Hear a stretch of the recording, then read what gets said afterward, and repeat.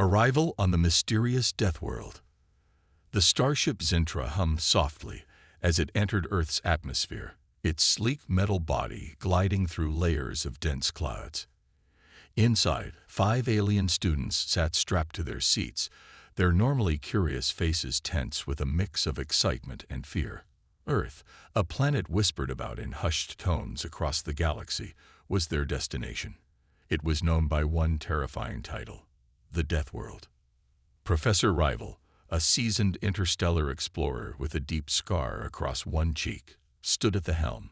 He turned to address the students, his greenish skin gleaming under the dim cabin lights. Remember, his voice carried an air of warning. Earth is not like the other planets you've studied. It is wild, unpredictable, and alive in ways you cannot imagine. Stay vigilant. The youngest of the group, a bright-eyed alien named Jorvik, leaned forward. "But why do humans live there if it's so dangerous?" he asked. Professor Rival's gaze darkened. "Because they thrive in chaos. They are unique." The ship shuddered violently, cutting off further discussion. The students exchanged nervous glances as alarms blared. "What's happening?" shouted Velra, the cautious and logical member of the group. "Our systems are struggling to adjust to Earth's chaotic magnetic fields," Rival said, gripping the console. "Hold on." The Zintra plummeted toward the surface, the view outside the windows a blur of green and blue. With a deafening crash, the ship landed in a dense jungle, its nose buried in the soft earth. The students emerged cautiously from the wreckage, their protective suits gleaming under the filtered sunlight. Towering trees surrounded them, their canopies stretching endlessly toward the sky. The air was thick with the scent of wet soil and an unfamiliar flora. "This is beautiful," whispered Kaner, the artistic soul of the group. His large eyes scanned the vibrant foliage, alive with movement. Tiny creatures flitted from branch to branch, their colors blending seamlessly with the forest. "It's deceptive," muttered Velra, her scanning device buzzing with data. "The oxygen levels here are higher than we're used to, and the biodiversity. It's overwhelming." "Look," Jorvik pointed to a stream nearby, where a small creature was drinking. It looked harmless, with soft fur and large round eyes. But as the group watched, a shadow moved silently through the underbrush. Before they could react, a massive predator lunged from the trees, its sharp fangs tearing into the smaller animal. The students froze, their hearts pounding as the predator's gaze locked onto them. It growled low and began to approach, its muscles rippling under its sleek coat. "Back to the ship," Rival ordered, his voice steady despite the fear in his eyes. The group scrambled toward the wreckage, but the predator was faster. It closed the distance in seconds, its jaws snapping just inches from Jorvik's leg. "Activate the defense shield," shouted Velra, fumbling with her suit's controls. A shimmering barrier materialized between them and the creature, stopping it mid-lunge. It snarled and clawed at the invisible wall, its fury evident. Jorvik's chest heaved as he stared at the predator. "It's not just the planet that's dangerous," he said, his voice trembling. "Everything here is designed to survive, no matter what." Rival nodded grimly. "Now you understand why Earth is called a death world. But this is only the beginning." As the shield held the predator at bay, the group retreated into the ship to regroup. The students sat in silence, their minds racing with the reality of their first encounter. Earth was not just a subject of study anymore. It was a living, breathing challenge. Rival broke the silence. "We'll repair the ship later. For now, we proceed on foot. You need to see more of this world to truly understand it." "More?" Velra looked incredulous. "You want us to keep going after what just happened?" "This is what you signed up for," Rival said firmly. "Earth isn't just about danger. There's a reason humans thrive here. If you survive this journey, you'll understand why the galaxy both fears and respects them." Reluctantly, the students nodded, their fear slowly giving way to determination. They checked their equipment and followed Rival out of the ship, stepping once more into the unknown. As they disappeared into the jungle, the predator watched them from the shadows, its golden eyes gleaming with predatory intelligence. The students had only scratched the surface of Earth's mysteries, and the death world was far from done with them. The unpredictable planet. The alien students trudged cautiously through the dense jungle, their senses heightened by the sheer vibrancy of the environment. Every sound, the rustle of leaves, the chirping of unseen creatures, and the distant roar of something large, seemed to echo louder in their ears. They had barely survived their first encounter with Earth's wildlife, and the tension among the group was palpable. "This place is alive," said Kaner, his artistic curiosity returning despite the fear. He paused to examine a bright flower, its petals shifting colors in the dappled sunlight. "It's beautiful, but there's an edge to it, like the whole planet is watching us." "That's because it is," muttered Velra, her scanning device buzzing incessantly. "The ecosystem here is interconnected on a level we've never seen. Even the plants seem reactive." Professor Rival led the group, his sharp gaze scanning the surroundings. "Keep moving," he ordered. "The more time we spend here, the more we'll learn. But don't let your guard down." After an hour of navigating the jungle's twisting paths, the group emerged into a clearing. Before them stretched a wide river, its surface shimmering under the midday sun. Strange, winged creatures swooped low over the water, diving with precision to catch fish. "This is incredible," said Jorvik, stepping closer to the riverbank. His eyes sparkled with wonder as he watched the coordinated movements of the creatures. "They're so efficient." Before Rival could warn him, the water erupted in a violent splash. A massive reptilian creature, its jaws lined with razor-sharp teeth, lunged at Jorvik. The alien stumbled back just in time, landing hard on the ground as the predator thrashed in frustration. "Stay back!" Rival barked, pulling Jorvik to safety. The creature retreated into the river, its glowing eyes lingering on the group before disappearing beneath the surface. Jorvik's breathing was ragged. That thing was hiding the whole time, waiting for me to get close. Rival nodded grimly. Earth's predator. The first encounter. The alien students followed the human guide cautiously, their every step measured. The hidden power of humanity. The students woke early the next morning to the sounds of the settlement coming alive. Humans bustled around, repairing tools, tending to crops, and preparing for what seemed like another day of survival on Earth. The air was crisp, but the tension from the previous night's attack still lingered. "They act like nothing happened," Velra remarked, watching a group of children laughing as they played near the edge of the village. "How can they be so calm after facing something like that?" Rival stepped beside her, his eyes scanning the activity. "Humans have an incredible ability to adapt.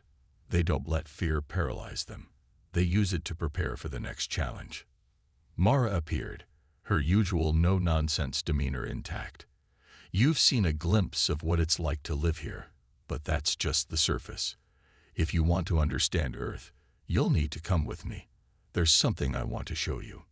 Curiosity piqued, the group followed her out of the settlement. They ventured into the open plains, where the landscape shifted from dense jungle to rolling grasslands. The journey was long and quiet, the students silently marveling at the diversity of Earth's ecosystem. After hours of walking, Mara stopped abruptly at the base of a rocky outcrop. She pointed to a narrow passage carved into the stone. "Through there. What you're about to see. It's the reason we survive." The group hesitated but eventually entered the passage, the walls closing in around them. The air grew cooler, and faint, glowing lines began to appear on the stone, pulsing like veins of light. "What is this place?" Jorvik asked, his voice echoing softly. Mara's voice was steady. "You'll see." The passage opened into a massive cavern, and the students gasped. Before them stood a towering structure of intricate design, glowing faintly with a warm, golden light.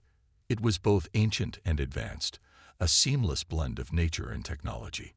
"It's alive," Kaner whispered, stepping closer. The structure seemed to hum, its vibrations resonating in the cavern. "This is the heart of Earth," Mara explained. "It's a fusion of our ingenuity and the planet's resources. Built generations ago, it's the lifeblood of our survival. It provides energy, heals the land, and connects us to the very essence of Earth." Velra's scanning device beeped wildly as she analyzed the structure. "This technology, it's beyond anything we've seen in the galaxy. How do humans create something like this?" Mara smirked. "Necessity. Earth forces us to innovate. Every challenge we face pushes us to think faster, build better, and never give up."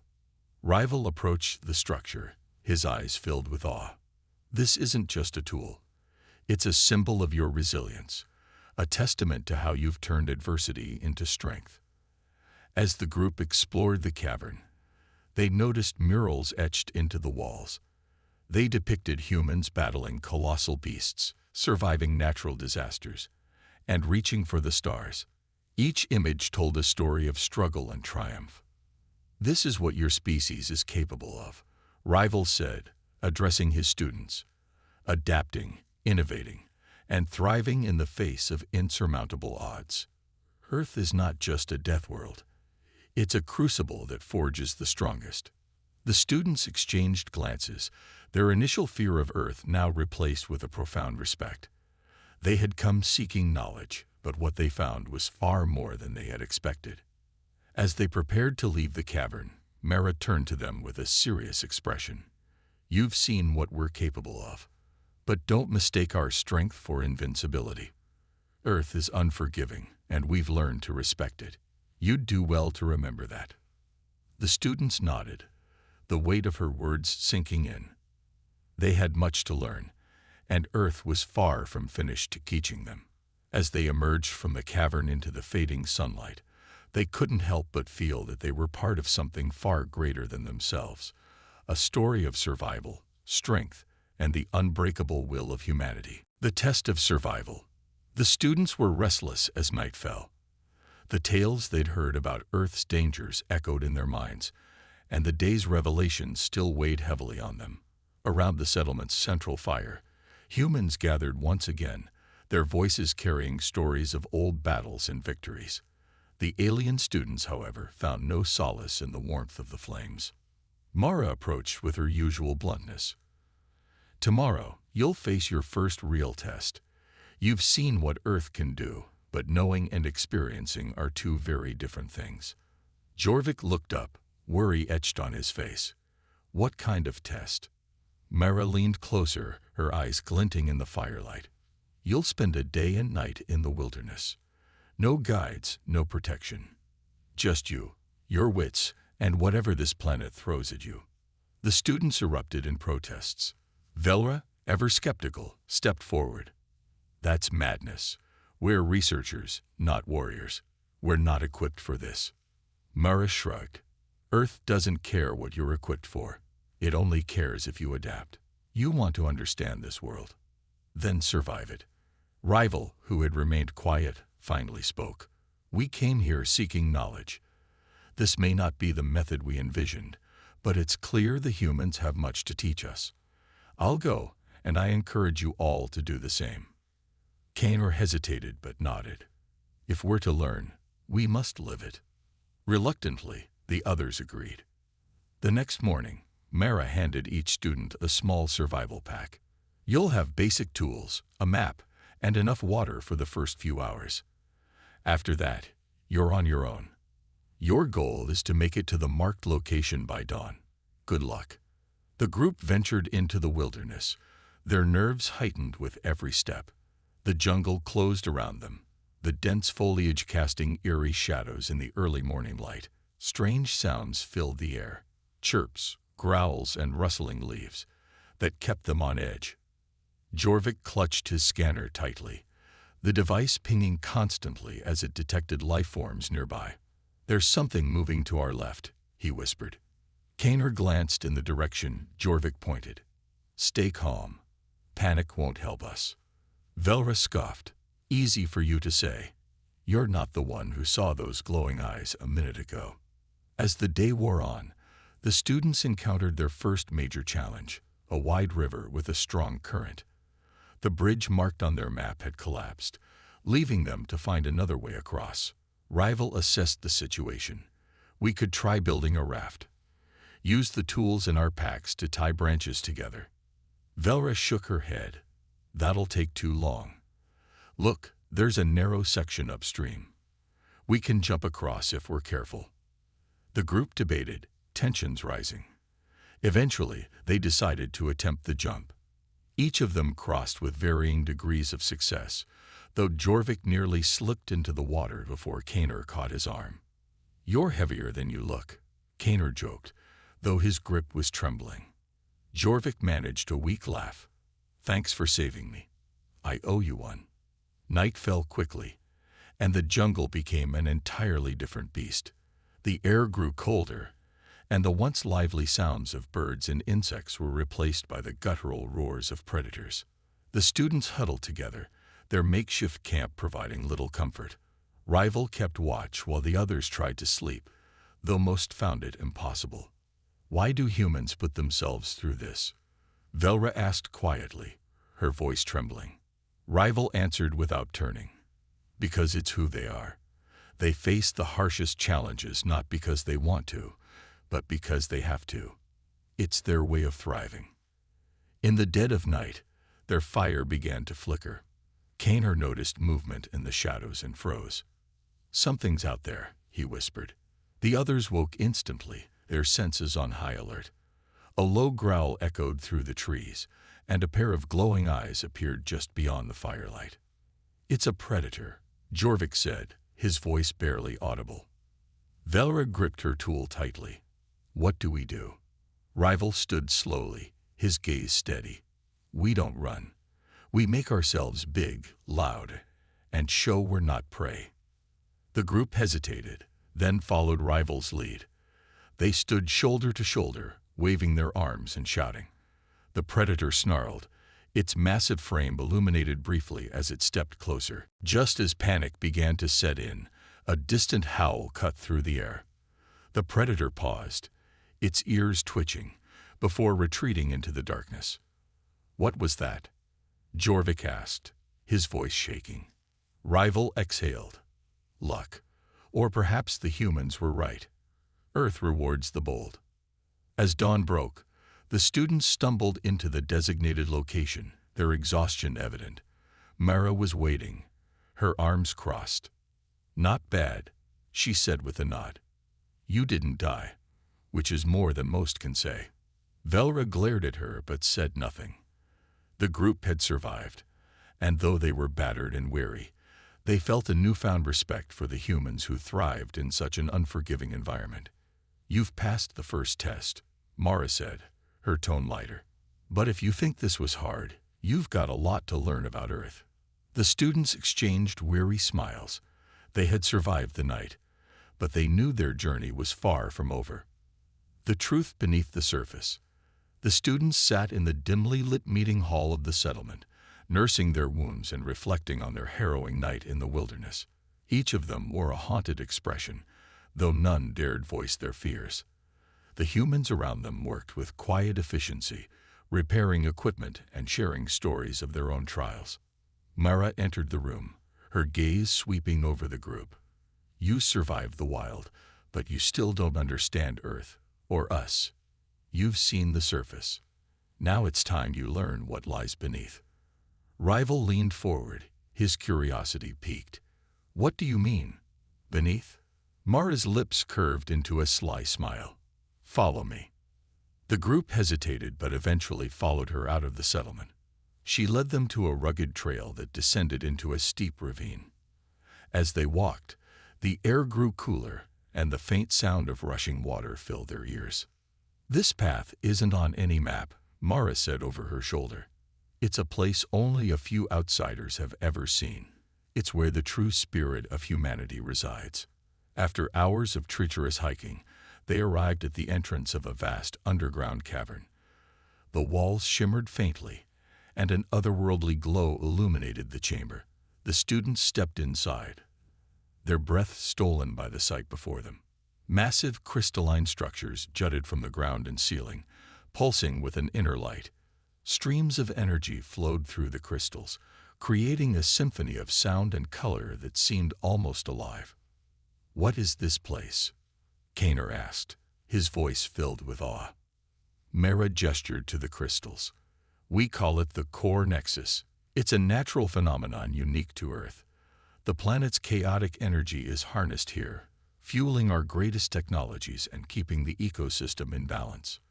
Velra scanned the crystals, her device struggling to process the readings. "These energy levels, they're off the charts. No wonder Earth is so dangerous. It's like the planet itself is alive." Mara nodded, "Alive and ever-changing. This nexus is what allows us to survive. But it's not just a tool, it's a responsibility. We don't control it, we coexist with it." Rival approached a glowing crystal, his hand hovering near its surface. "Is this why Earth is called a death world? Because of the power it holds?" Mara's expression turned somber. "Partly. But it's also because of how we've learned to wield that power. Other civilizations fear what they don't understand. They see Earth as chaos. We see it as opportunity." As they explored further, the students noticed carvings etched into the walls. They depicted scenes of humans working alongside the Nexus, using its energy to fend off disasters, heal the land, and build thriving communities. "This is incredible," Velra murmured. "You've turned something so volatile into something beautiful." Mara's gaze softened. "It wasn't easy. We lost much along the way. But that's the lesson of Earth. You adapt or you perish." Suddenly, the ground trembled, and a low rumble echoed through the cavern. The crystals pulsed brighter, their glow intensifying. "What's happening?" Jorvik shouted, panic creeping into his voice. Mara's demeanor shifted, her calm replaced with urgency. "The Nexus is responding to an external force. Something is disturbing its balance." She gestured for the group to follow her deeper into the cavern. They reached a control station carved into the rock, where human operators monitored the Nexus. A young technician turned to Mara, her face pale. "There's an anomaly above ground. It's massive, and it's heading straight for the settlement." Rival frowned. "An anomaly? What kind of threat are we talking about?" Mara's jaw tightened. "A predator from the deep forests. It's drawn to the energy of the Nexus. If it reaches the settlement, it'll destroy everything." The students exchanged uneasy glances. They had faced Earth's dangers firsthand, but this was something entirely different. Velra stepped forward, her voice steady. "What can we do to help?" Mara looked at her, surprised but grateful. "We need to reroute the Nexus's energy to create a barrier. It'll take precision and coordination. Are you up for it?" The group nodded, their fear overshadowed by determination. As the students worked alongside the humans, they felt a newfound respect for the resilience and ingenuity of their hosts. The humans didn't just survive on this hostile world. They thrived, mastering its challenges and turning its dangers into strengths. The Nexus's energy pulsed brighter, and a faint barrier began to form around the settlement. The ground shook violently as the predator approached, its roar echoing through the cavern. Rival tightened his grip on the controls. "Hold steady. We can do this." With one final surge of energy, the barrier solidified just as the predator reached the settlement's edge. It howled in frustration, clawing at the invisible wall before retreating into the shadows. The cavern fell silent, save for the hum of the Nexus. Mara turned to the group, her expression one of quiet pride. "You did well. Maybe there's hope for you yet." The students exchanged weary smiles.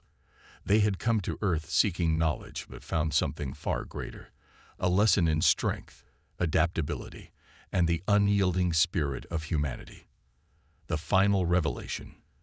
The days following their harrowing encounter with the predator passed in a blur. The students were exhausted, their bodies worn from the intense tests and challenges, but their minds were alive with new understandings.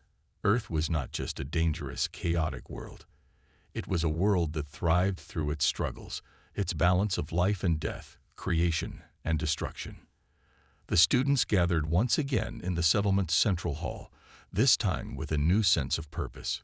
Mara stood before them, her arms crossed, her expression unreadable. "Well," she asked, "what do you think now?" Jorvik spoke first, his voice quieter than usual. "We came here seeking answers, expecting to study Earth like any other planet. But what we've seen, what we've experienced, it's nothing like we imagined. This world, it's alive.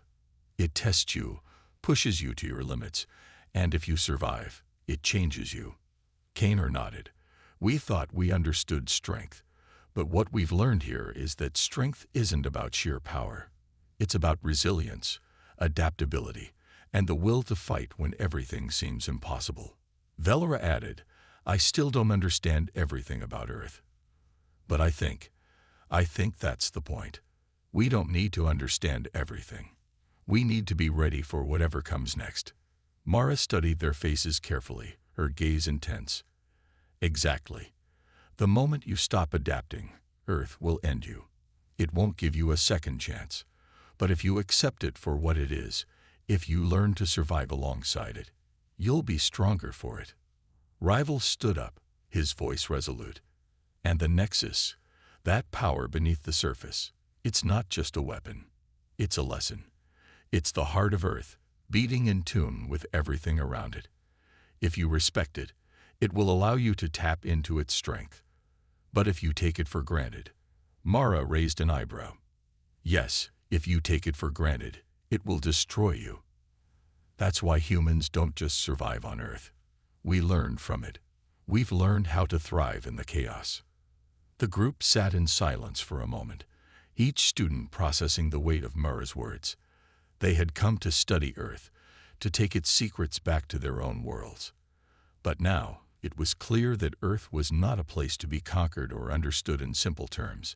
It was a place to be respected, to be learned from in ways that went beyond knowledge and into the very core of survival. Jorvik's voice broke the silence. "You're right. We've been blind. We came here thinking we were the ones who knew how to survive. But now, I realize, we're just visitors. Earth will outlast us all. It's been here far longer than any of us, and it will continue long after we're gone." Mara's lips curled into a slight smile. "And that's the lesson. Earth doesn't need us to survive. It's humanity that needs Earth. We are part of something far greater than ourselves. The sooner you accept that, the better." As the days passed, the students spent more time with the humans, learning not just how to survive on Earth, but how to live with it. They helped rebuild, assisted in the ongoing study of the Nexus, and explored more of the planet's strange and wonderful landscapes. They no longer saw Earth as a death world, but as a place of endless potential, both dangerous and beautiful. On the final day of their stay, Mara called them together one last time. "You've seen the best and worst of Earth. Now, tell me what you've learned." Velora was the first to speak. "That survival isn't just about fighting. It's about knowing when to fight, when to adapt, and when to step back and let the world work itself out." Kaner added, "And that every challenge we face is a chance to grow. Earth is a test, but it's also a teacher. We have to learn from it, not just survive it." Jorvik nodded. "I've learned that Earth isn't just a place of danger. It's a place of endless opportunities. But it's also a place where only the most adaptable thrive. I thought we were the advanced species, but now I see. Earth has been ahead of us for a long time." Mara smiled, a rare look of approval crossing her face. "You're beginning to understand. Earth is not a place for the weak. It's a place for those who can face the unknown, embrace chaos, and find their way. If you're truly ready, you'll take that lesson with you wherever you go." As the students prepared to leave Earth, they knew they would never look at their home worlds in the same way. The knowledge they carried with them was far greater than they had ever imagined. It was no longer about Earth's deadly reputation or its dangers. It was about the strength of the humans who had thrived here, and the lessons they had learned from their planet's unforgiving nature. Earth had shown them that survival wasn't a guarantee. It was a privilege, And to truly thrive, they would need to learn from the wild, adapt to its chaos, and never take the world for granted. As they left the planet's atmosphere, they glanced out the window one last time. Earth was smaller now, just another dot in the vastness of space. But it would never be forgotten. The students had discovered not only why Earth was called a death world, but also why Earth's people would never stop fighting to live.